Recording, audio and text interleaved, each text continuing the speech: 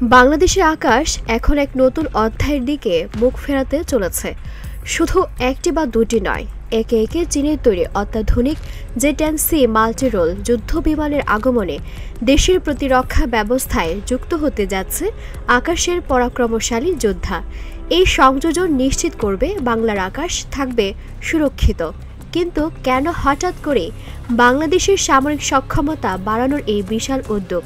কি আছে এই জে-10C মাল্টিরোল যুদ্ধ বিমানগুলোতে, আর কবে নাগাদ এগুলো দেশের সামরিক বহরে যোগ দেবে? কোথায় বা গড়ে উঠছে এর জন্য অত্যাধুনিক সামরিক ঘাঁটি?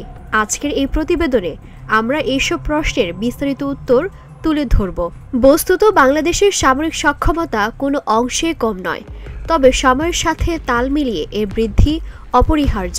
সামরিক শক্তিধর দেশ হওয়ার সুবাদেই মধ্যপ্রাচ্যে ইরান আজও তার সার্বভৌমত্ব নিয়ে টিকে আছে।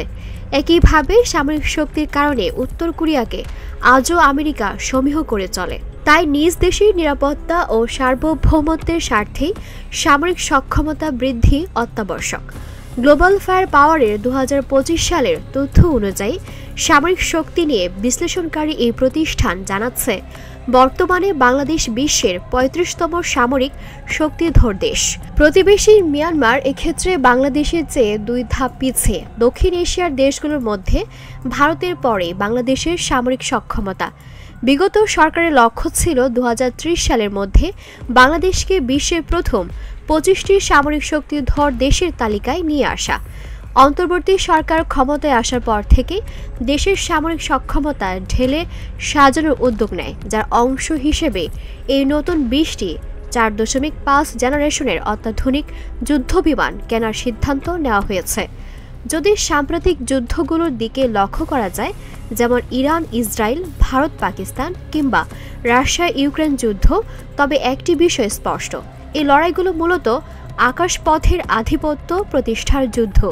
উন্নত যুদ্ধ বিমান, ড্রোন, ক্ষেপণাস্ত্র নিয়ে হামলা এবং শত্রুর হামলা প্রতিরোধে শক্তিশালী আকাশ প্রতিরক্ষা ব্যবস্থা গড়ে তোলায় এখন সামরিক সাফল্যের মূল মন্ত্র। যার আকাশের দখল যত শক্ত, তার ক্ষতির পরিমাণ তত কম। ভৌগোলিকভাবেও বাংলাদেশ দক্ষিণ এশিয়ার এক অত্যন্ত গুরুত্বপূর্ণ অবস্থানে রয়েছে। বঙ্গোপসাগরের সন্নিকটে এর অবস্থান, চীনের বেল্ট অ্যান্ড রোড ইনিশিয়েটিভে অংশগ্রহণ এবং ভারতের উত্তর পূর্বাঞ্চলের সংযোগস্থল হিসেবে বাংলাদেশের ভূ কৌশলগত গুরুত্ব অপরিসীম। বাংলাদেশ এমন এক জায়গায় আছে যাকে ভারতেরও প্রয়োজন, চীনেরও প্রয়োজন, আর যেখানে চীনের প্রয়োজন সেখানে যুক্তরাষ্ট্রেরও আগ্রহ থাকা স্বাভাবিক। অন্যদিকে প্রতিবেশী মিয়ানমার গৃহযুদ্ধে বিধ্বস্ত, রাজ্য জুড়ে বিদ্রোহী গোষ্ঠীর তৎপরতা চলছে।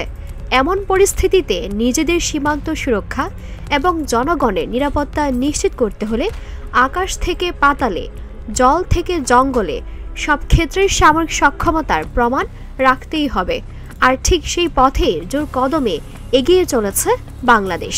বাংলাদেশ চীন থেকে 20টি জে-10C যুদ্ধ বিমান কিনছে, যা বিশ্ব মঞ্চে এক গুরুত্বপূর্ণ পদক্ষেপ। বর্তমান বিশ্বে সামরিক শক্তিতে যেমন তেমনি অস্ত্র উৎপাদনেও চীন অন্যতম সেরা। ভারত পাকিস্তান যুদ্ধে চীনের জে-10C মাল্টিরোল যুদ্ধ বিমান দিয়ে ভারতের রাফাল বিমান ধ্বংসের খবর বিশ্ব জানে। আকাশ দখলে ভয়ঙ্কর এই যুদ্ধ বিমান কেনার পরিকল্পনা অবশ্য ভারত পাকিস্তান যুদ্ধের আগেই নিয়েছিল বাংলাদেশ। গত 26 মার্চ প্রধান উপদেষ্টার চীন সফরে এই বিমান কেনার কথা আলোচিত হয়। এরপর সময় গড়ায় অবশেষে এই উদ্যোগ চূড়ান্ত হওয়ার পথে। নতুন সরকার চীনের তৈরি এই 20টি জে-10C মাল্টিরোল যুদ্ধ বিমান কিনতে যাচ্ছে। 4.5 জেনারেশনের এই মাল্টিরোল কমব্যাট এয়ারক্রাফট কেনা, প্রশিক্ষণ ও অন্যান্য খরচ সহ মোট ব্যয় ধরা হয়েছে $2.2 বিলিয়ন, যা বাংলাদেশি মুদ্রায় প্রায় 27,600 কোটি টাকা। এই চুক্তিটি সরাসরি ক্রয় বা G2G পদ্ধতিতে চীন সরকারের সঙ্গে করা হবে এবং চলতি 2025-26 ও 2026-27 অর্থ বছরে এটি বাস্তবায়নের আশা করা হচ্ছে। জে-10C যুদ্ধ বিমান মূলত চীনের বিমান বাহিনীর ব্যবহৃত জে-10C রপ্তানি সংস্করণ। প্রধান উপদেষ্টার কার্যালয় থেকে তৈরি করা সম্ভাব্য খরচের হিসাব অনুযায়ী প্রতিটি ফাইটার জেটের মূল্য ধরা হয়েছে $6 কোটি।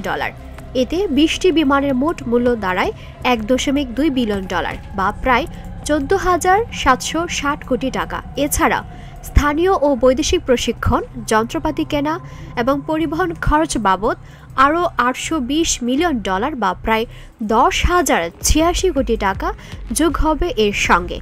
বিমা, ভ্যাট, এজেন্সি, কমিশন, পূর্ত কাজসহ অন্যান্য খরচ যোগ করলে মোট ব্যয় হবে $2.2 বিলিয়ন। ইতিমধ্যেই যুদ্ধ বিমান কেনার জন্য চুক্তি চূড়ান্ত করতে বিমান বাহিনীর প্রধানকে সভাপতি করে ১১ সদস্যের একটি আন্তঃমন্ত্রণালয় কমিটি গঠন করা হয়েছে।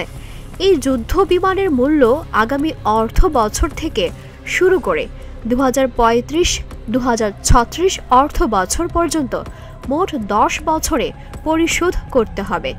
বর্তমানে বাংলাদেশ বিমান বাহিনীর মোট ২১২টি এয়ারক্রাফট রয়েছে, যার মধ্যে ৪০টি ফাইটার জেট। এই ৪০টির মধ্যে ৩৬টি চীনা নির্মিত F-7 যুদ্ধ বিমান, যা পুরনো মডেলের। এছাড়াও বহরে রয়েছে ৮টি MiG-29B এবং রাশিয়ার Yak-130 লাইট কমব্যাট এয়ারক্রাফট। যে 10CE সিরিজ যুক্ত হলে তা বিমান বাহিনীর আধুনিকায়নে এক গুরুত্বপূর্ণ সংযোজন হবে। কিন্তু কি আছে এই Z-10CE ফাইটার জেটে? Z-10CE তৈরি করেছে চীনের রাষ্ট্রায়ত্ত চেংডু এয়ারক্রাফট কর্পোরেশন। এটি মাঝারি ওজনের একক ইঞ্জিন বিশিষ্ট একটি মাল্টিরোল যুদ্ধ বিমান, যার প্রধান কাজ হল আকাশে আধিপত্য প্রতিষ্ঠা করা। এটি আকাশ থেকে ভূমিতে আঘাত হানার কাজেও সমান দক্ষ।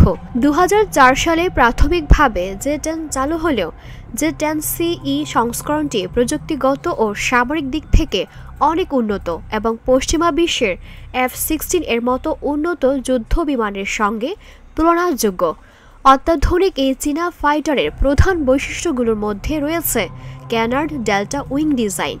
এটি মূলত ককপিটের ঠিক পেছনে দুটি ছোট পাখা, যা এই যুদ্ধ বিমানের নিয়ন্ত্রণ ও গতি বাড়িয়ে দেয়। এছাড়া অত্যাধুনিক এই চীনা যুদ্ধ বিমান ১১টি অস্ত্র বহন করতে পারে। এর মধ্যে যুদ্ধ বিমানের বডিতে 5টি এবং প্রতিটি ডানায় 3টি করে অস্ত্র বহনের ব্যবস্থা রয়েছে। মধ্য আকাশ থেকে আকাশে নিক্ষেপযোগ্য চীনের তৈরি ক্ষেপণাস্ত্র PL-11, PL-12, PL-15 এবং R-73 ও R-77 এর মতো কিছু রাশিয়ার ক্ষেপণাস্ত্র এই বিমানটি বহন করতে পারে। এছাড়াও আকাশ থেকে স্থলভূখণ্ডে হামলার জন্য ৫০০ কেজির ৬টি পর্যন্ত বোমা বা রকেট বহন করতে পারে এই চীনা মাল্টিরোল ফাইটার জেট। এটি একটি ২৩ মিলিমিটার কামানও বহন করতে সক্ষম। Z-10CE যুদ্ধ বিমানে অত্যাধুনিক রাডার সিস্টেমও রয়েছে, যার মাধ্যমে এটি একসাথে ১০টি লক্ষ্য খুঁজে বের করে 4টি লক্ষ্যকে আক্রমণ করতে পারে। এই অত্যাধুনিক যুদ্ধ বিমানটি প্রায় ১০০ কিলোমিটার দূর থেকে এই কাজটি সম্পন্ন করতে সক্ষম। আধুনিক যুদ্ধ বিমানের সাথে প্রয়োজন অত্যাধুনিক বিমান ঘাঁটি, যা প্রশিক্ষণ, রক্ষণাবেক্ষণ, সীমান্তে নজরদারি, রাডার ব্যবস্থা উন্নত করে আকাশ প্রতিরক্ষা শক্তিশালী করতে জরুরি। সরকার বর্তমানে লালমনিরহাট বিমান ঘাঁটি সচল করার বিষয়টিকে সবচেয়ে বেশি গুরুত্ব দিচ্ছে। সামরিকভাবে শক্তিশালী হওয়ার আরেকটি গুরুত্বপূর্ণ অংশ হল কৌশলগতভাবে ভূখণ্ডকে কাজে লাগানো। আর এই নতুন সংযোজনগুলো বাংলাদেশকে সেই পথে এক ধাপ এগিয়ে দেবে, যা কেবল দেশের সুরক্ষায় নয়, বরং আঞ্চলিক ভূরাজনৈতিক প্রেক্ষাপটেও এক নতুন বার্তা দেবে। দিলরুবা তন্নি, ভোরের আকাশ।